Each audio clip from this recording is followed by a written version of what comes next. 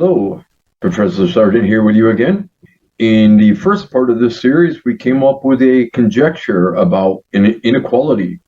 In the second part, we worked backwards to see if maybe that would help us come up with a proof. So, in this part, we're going to try to reverse the algebraic steps that we're taking, saving for later whether this is the best approach to use or not. But in the meantime, let's see if we can reverse our steps. If x and y are real numbers, then where we left off in working backwards, we had the quantity x minus y, that quantity squared, was greater than or equal to 0. That's certainly always going to be true. Also, if x and y are the same, then you would have x minus x equals 0, and 0 squared is 0. That's what happened with the first set of numbers that were investigated when we were coming up with the conjecture. I chose x and y were equal, and we were getting that the two sides were equal. Whereas in the second set, when x and y were not equal, then we were coming up with the left-hand side being greater than the right-hand side. Now, this is going to be used a few times. When you have a binomial that is squared, there is a special product formula. We can also use this for special factoring formula. The quantity a plus b, that quantity squared, that's not just a squared plus b squared. That was referred to in first and second parts, if I remember correctly. We do get a squared and b squared, but in the middle, a times b is the same as b times a. So the middle two terms are like terms and would add up to 2ab. I'm going to use this formula both for multiplying things out and for factoring. When it comes to what we have at the beginning here, let a be x and let b be negative y. That's going to give us that we have x squared plus 2 times x times negative y plus y squared is greater than or equal to 0. In other words, x squared minus 2xy plus y squared is greater than or equal to 0. I'm going to leave that formula there for a moment. Take that in, because that's going to be referred to several times throughout. I also want you to notice that all we did was change how we've expressed the left-hand side. We have not done something to both sides, so that would not change the direction of the inequality symbol. When you add or subtract, whatever numbers you're using, or when you multiply or divide by positive numbers, these are going to keep the inequality symbol in the same direction. We need to be concerned about what if we multiply or divide by a negative number. So, speaking of that, I'm going to add 2xy to both sides, regardless of what type of number that is. That's not going to change the direction because we're adding. So we get x squared plus y squared greater than or equal to 2xy. Next, I'm going to add 1 to both sides, as well as x squared y squared to both sides. Again, adding, regardless of what type of number. That's not going to change the direction.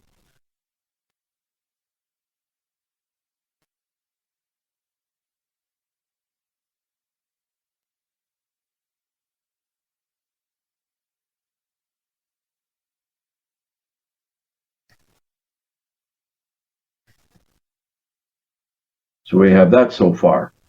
Now on the left-hand side, I'm going to factor that. The 1 plus x squared that we have in the first two terms is actually a factor of the second two terms. So factor 1 out of the first two terms and factor a y squared out of the second two terms.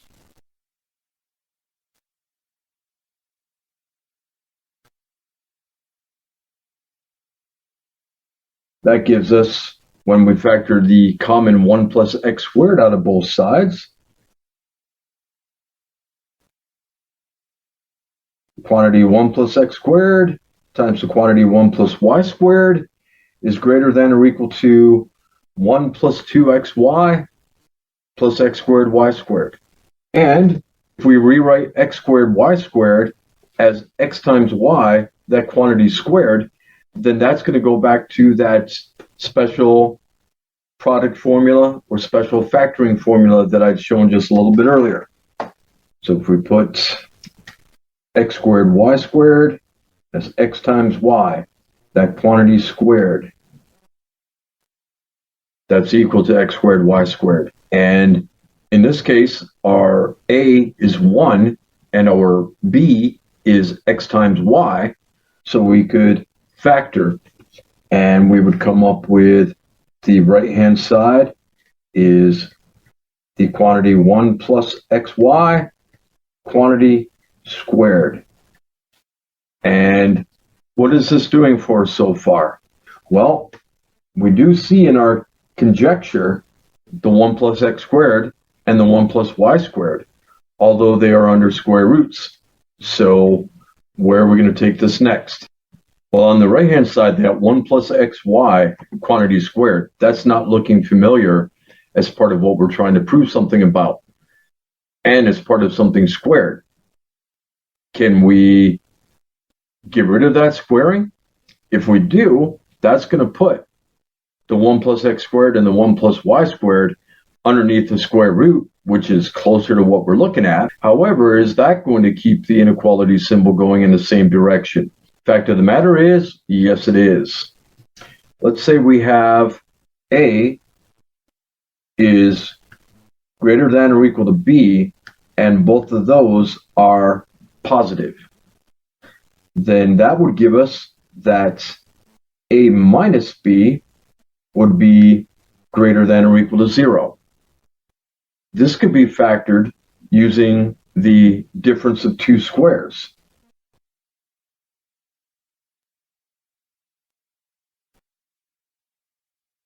Although perhaps not in a way that you're familiar with using, involving some square roots in there.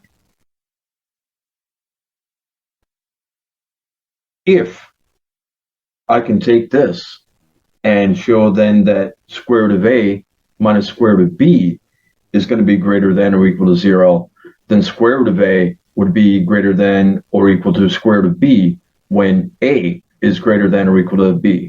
If only I could divide out that square root of A plus square root of B. Well, if that's not 0, I can. When would square root of A plus square root of B equal 0?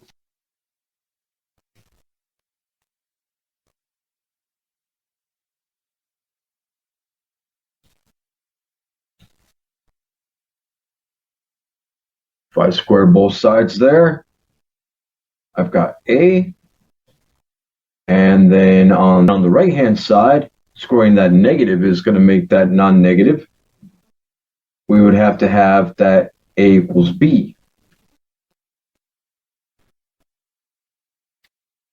Now this isn't quite as involved as it might look. We wanted to have that equal to 0. So if I go back, put in A in place of B,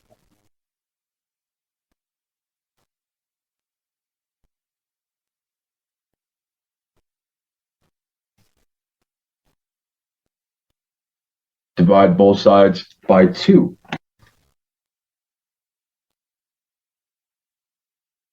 And square both sides, then A is going to equal 0, and B is going to equal 0. So our only issue here then is, what if square root of A plus square root of B is equal to 0? That's only going to happen when both A and B are 0, and multiplying that to square root of A minus square root of B, yeah, that's going to give us something greater than or equal to 0. And so this implies square root of a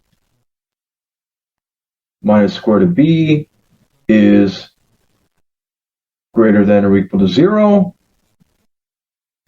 And so square root of a is greater than or equal to square root of b when we started off with a was greater than or equal to b greater than or equal to 0. I should have mentioned one thing earlier. Since we're talking about putting in real numbers and we're talking about principal square roots, if a and b are not equal to 0, then square root of a plus square root of b is going to be strictly positive. So what this is going to allow us to do is take the square root of both sides and keep the inequality symbol going in the same direction. If you happen to know calculus, you would know, by the way, I'm using the names of the variables in a different way here, but you would know that y equals square root of x is an increasing function. And so that would allow us to take the square root of both sides and have this going in the same direction. Now that piece of information, compared to working backwards, that was new. And so this is working a bit differently from what we did in the previous part. And I see I was missing the squared symbol there. Either that or I accidentally erased it at some point. But that 1 plus xy, that quantity was squared. Now taking the square roots of what we have on the left-hand side, since x squared and y squared are going to be non-negative for real numbers x and y, then 1 plus x squared and 1 plus y squared, those are certainly non-negative. So taking the square root, we are talking about something that's real. Whereas on the right-hand side, technically, here's something else that's different.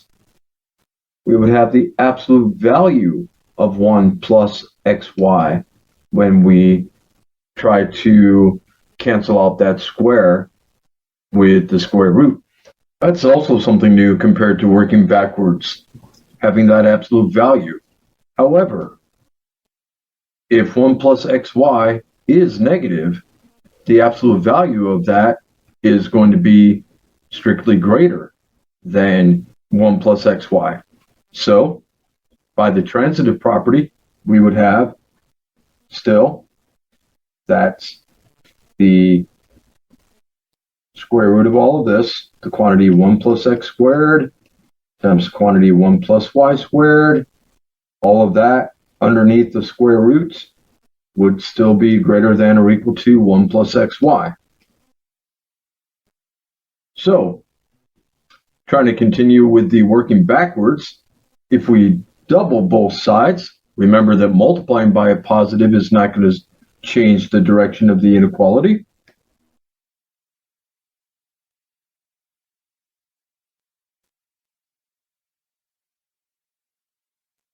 Put that all under the square roots. On the right-hand side, I'm going to distribute the 2.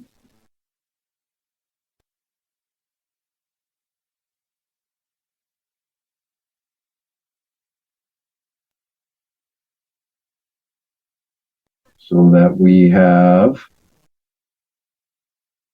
the left-hand side is greater than or equal to 2 plus 2xy. Again, what we're seeing on the left-hand side is looking kind of similar to what we came up with in our conjecture. But still what we're seeing on the right-hand side, I'm not seeing anything about that. But I'm going to add 2 to both sides so that I can get that 4 that we had, for one thing. Also, I'm going to add x squared and y squared. Again, whatever we add to both sides is not going to change the direction. Let me copy down what we have so far. Okay. Now, on the one hand, I said that I was going to add 2 to both sides, which would make that 4.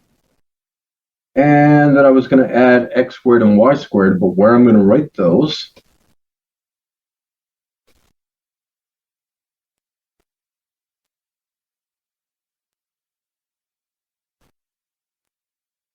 strategically placing them in positions where things might look a little more familiar there.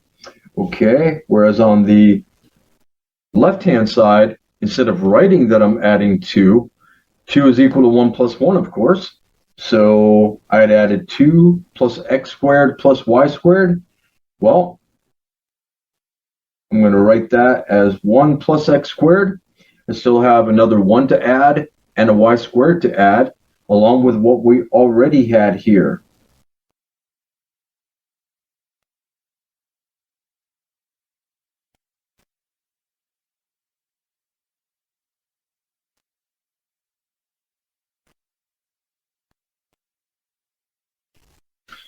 Now that should be looking even more like what we had in the conjecture.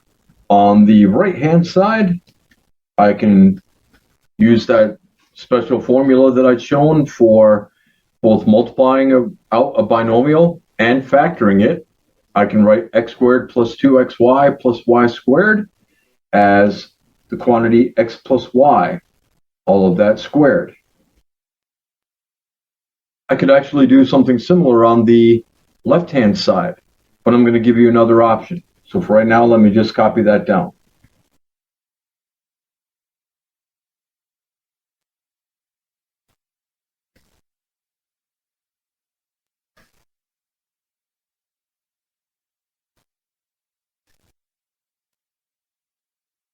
Now, notice that the 1 plus x squared is both outside of a square root and inside.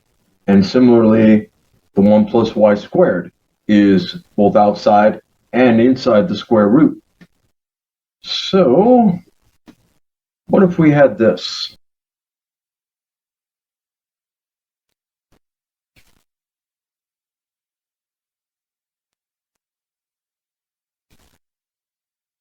In place of what we have on the left-hand side? Then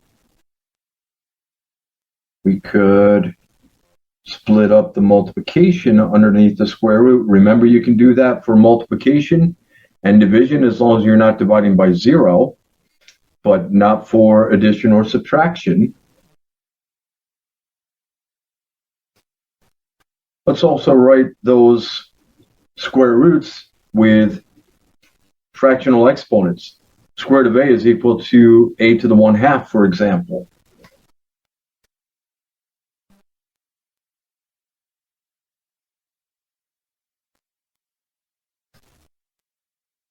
Well,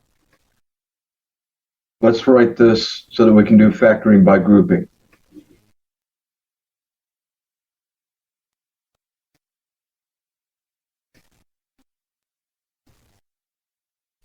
Remember, there's a strong connection between multiplication, division, and factoring.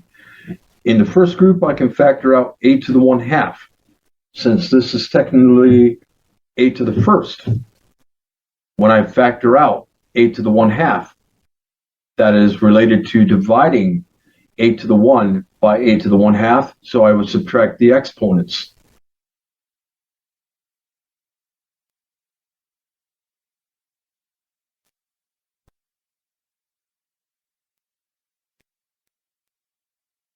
And in the second group, I'm going to factor out b to the 1/2 and have something similar here.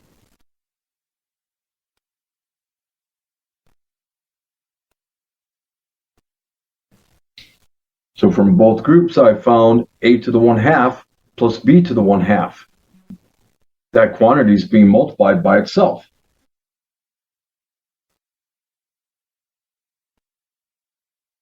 So as I mentioned earlier, we could have just used the special factoring formula.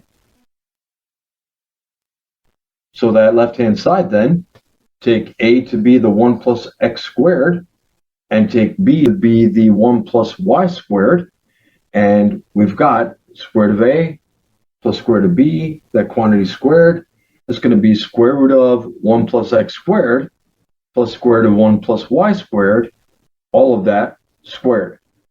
So here's what we have so far.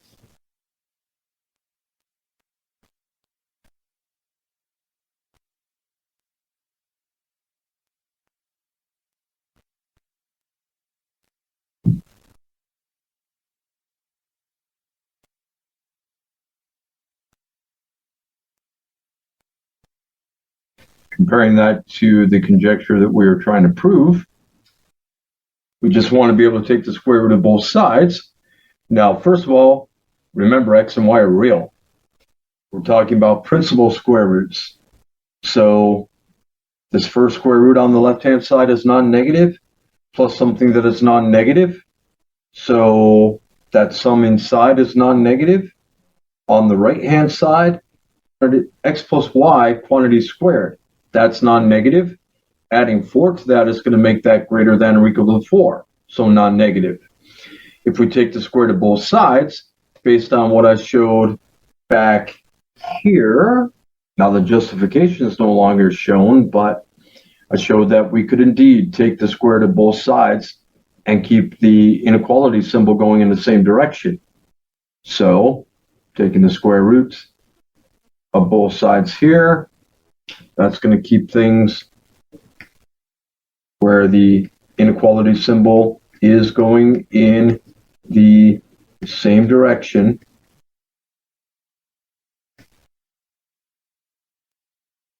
And we have proved what we wanted to prove. But again, I asked the question, is this the best approach to use? That's still coming up. That's all for now. Take care. Stay healthy. See you in the next one.